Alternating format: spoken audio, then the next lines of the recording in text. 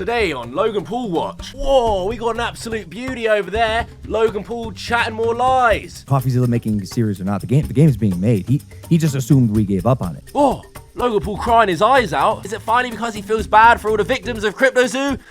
No. Oh no, he's crying because some kid wrote him a note on the plane. Wait, what is that over there? Logan Paul's best friend actually asking him hard questions?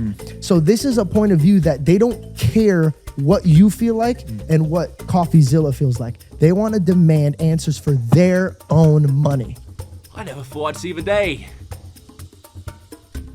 So, welcome back to another video. Logan Paul has again addressed CryptoZoo and CoffeeZilla on Impaulsives. Keeping in the theme of making as many Logan Paul videos as I can, I could not resist but talk about this because Logan again just chats absolute garbage. So I made some notes here. So let's go through some of the big moments and all laugh at Logan. So first of all, Logan again says that the biggest misconception of CryptoZoo and him was that they made money, because he repeats again, he didn't make any money. Yeah, this seems to be the biggest misconception, and it is disappointing that that part was glossed over so quickly. Made no money off CryptoZoo. Never sold the token. Jeff never sold the token. And of course, Logan's personal glory hole, Mike, chimes in with this. Money was made by Jeff or I. And just back to the flip side really quick.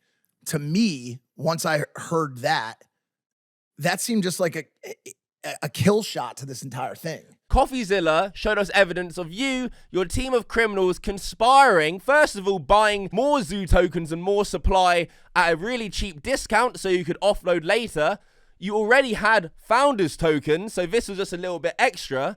And then conspiring to manipulate the market. Just because you got scammed first, Logan, and didn't make any money, doesn't mean you weren't part of the problem. This next part is the closest we'll get to Logan Paul apologizing, it seems, is that he empathizes with people who are frustrated at him. I empathize. I totally see why people are frustrated.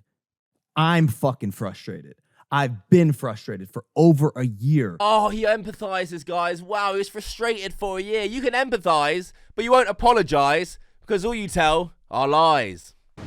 The intent to make money? I mean, I guess maybe eventually. Maybe, but really it's all coming from the good of his heart, and he doesn't actually want to make money off people. Like, at least be transparent. Be like, did I want to make money? Yeah. Why else am I getting into crypto? But it's like, yeah, eventually, maybe I might have made £1. Logan next addresses the art and says that it was an unfair argument going at the art. And it was based off the idea that people could create these fun animals that didn't exist. And this was another part of CryptoZoo that got ripped apart. People seem to really discount the art, which I felt truthfully wasn't fair. Yeah, no, Logan, you said the art was hand-drawn, remember? It's quick to make a digital asset with, unique, randomly generated characteristics. We handmade art for the past 6 months, bro. Approval, very specific notes, 10 different artists making art for our project. Handmade art story wasn't really true. It was actually Adobe stock photos mashed together. So going at the art for not being hand-drawn like you said and lied about because it was all stock photos, that is in no way unfair. That's just you again being caught in a lie. And this is where George is actually, asking questions from the viewer's perspective.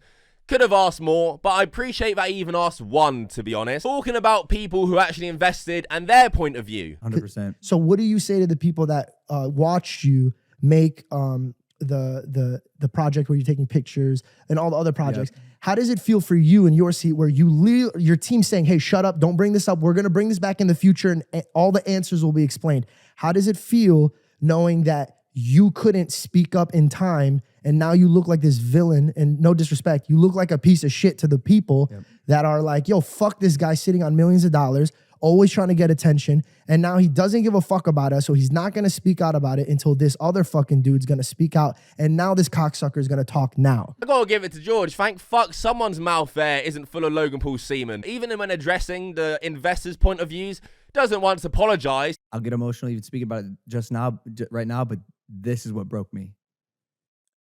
People relied on me to create a project. Oh, it broke me. These people relied on me, just playing the sympathy card. Oh, let's get the tiny little violins out for Logan Paul. I had to rely on my team.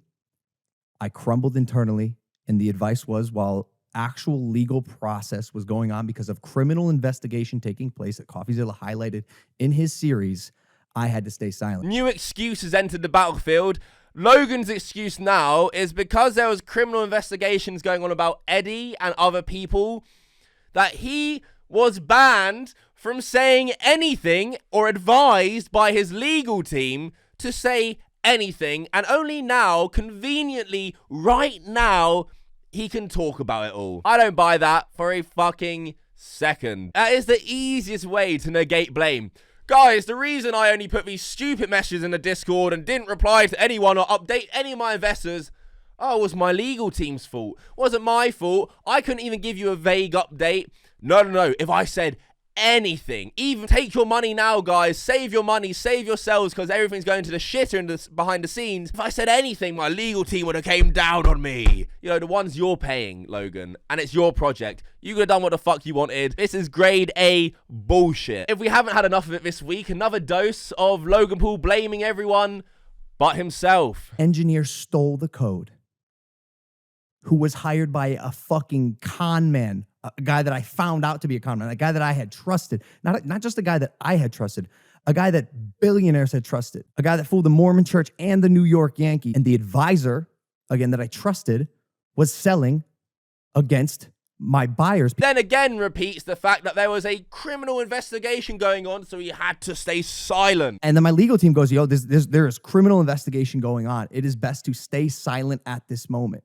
Why couldn't you just say anything to your investors? Anything vague? Give them some sort of update or roadmap to look at. You just didn't say anything because you were going to abandon the project. George then asked another great question. What do we do for the people that were fucked? I and my team, Jeff, and I'd like you to sit in, Jeff, are working. We are at work and have been working to make this game. And that's part of the solution. That's never stopped. That was always the prerogative. CoffeeZilla making a series or not. The game is being made. And again, the worst case scenario is happening. Logan and Jeff are working to make this game happen. Yay. Most people have left and lost their money. It's become so apparent now. This whole response video, this Impaulsive, is such a huge PR move on Logan's part. To pretend that they're already making the game, blame everyone else for their problems, just so he can remain cool with other brands like Prime and WWE and not get forced out from them. Now he wants to take the legal route. The public perception, if he does,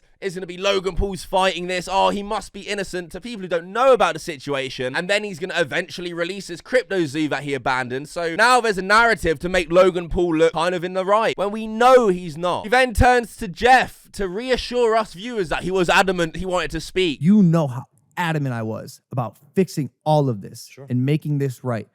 This means literally nothing from your bumbling manager. Shut up. Logan then admits to learning things through CoffeeZilla's videos. I found out stuff.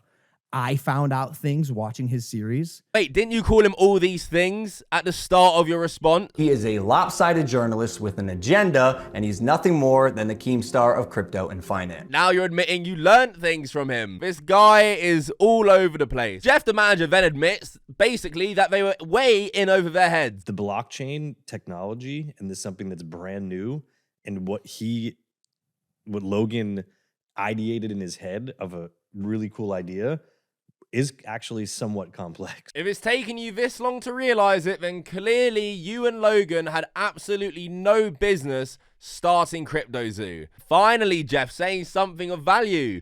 Well done. Logan then talks us through the process of how these big ideas come to be and how he delegates, and again asks, how am I to blame in this? I have a vision and an idea of these things, and then I say, Jeff, here's what I want to make. And then people are put in place to attempt to make that happen. And when it was found out that either A, they had ill intent, or B, were incapable of doing it, and then shit really hit the fan,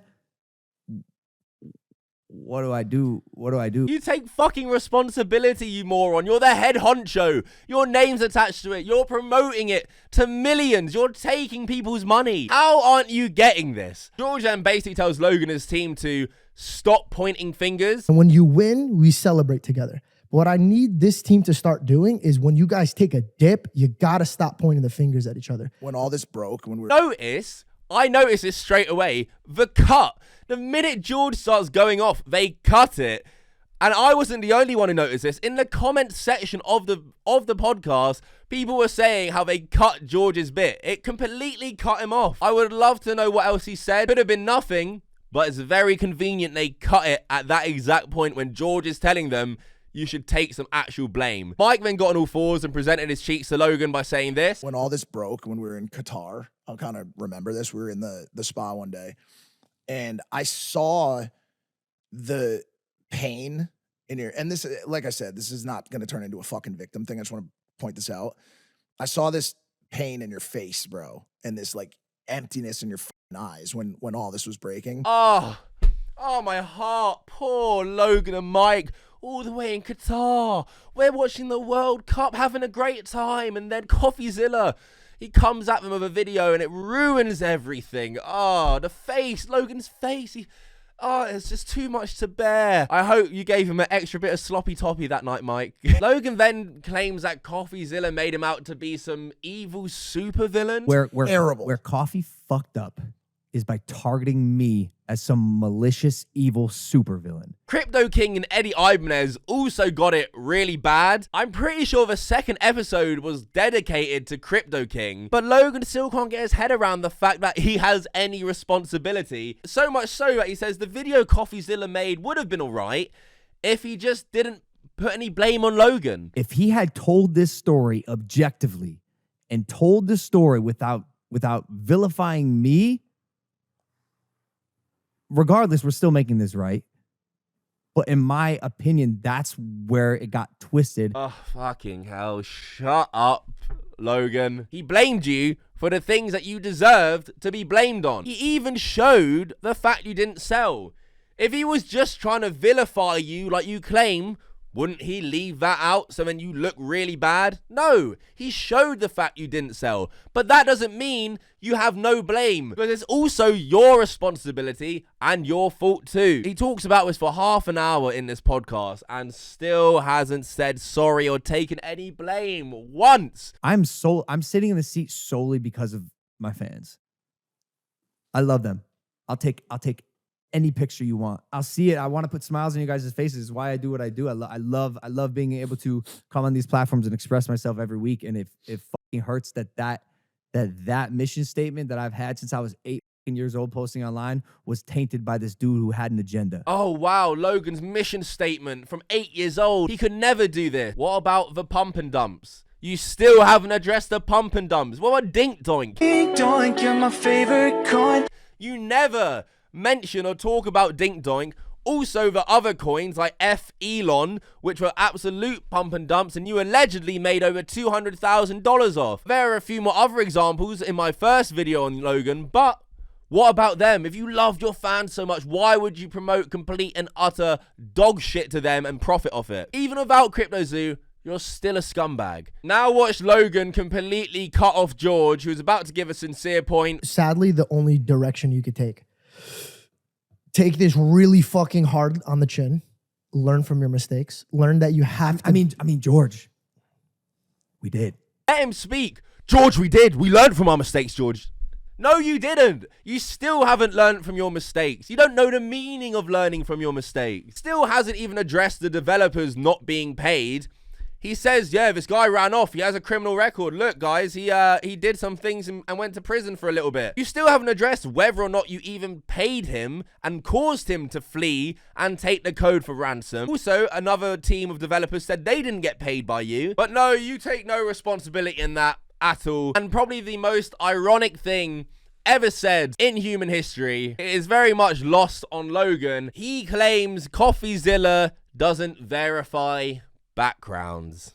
I'm not sure what he's fabricating or if people are genuine about what they're saying, because he doesn't verify backgrounds or, like I said, substantiate any evidence. Is the guy who hired criminals to his crypto team actually going to say that CoffeeZilla doesn't verify backgrounds? Holy fucking shit, Logan.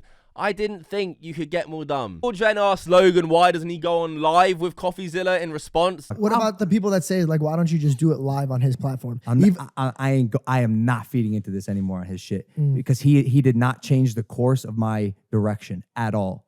He happened to make this series. It's not changing what we have been doing and are doing behind this. I mean, that's just such a cop-out. You made a response video and you made a podcast. You are certainly feeding into it all. You just don't want to go on his show because you want to control the narrative. You want to control the editing. That's it. This was the most edited Impaulsive episode I've ever seen. So many cuts. Oh, God. I mean, I sat through this. I couldn't not talk about this because it is just outrageously bad. Worse somehow than his first response. The best thing is about this episode is they released and they filmed this podcast before they released the first response video. So they're already assuming that the first response went down really well and are kind of doing like a victory lap almost on this podcast when it's had the complete wrong reaction. The dislikes in this podcast are way higher than the likes. The comment section as well, filled with people rinsing Logan, as it should be. Leave a like right now if you think Logan is full of shit. Comment below if you made it all the way through. Really appreciate it if you did. Subscribe if you're enjoying the content. Lots more to come. Other subjects too, but at the moment, Logan Paul's a hot topic and there's so much to talk about. And that is it. Thank you for watching. Until next time, fuck off.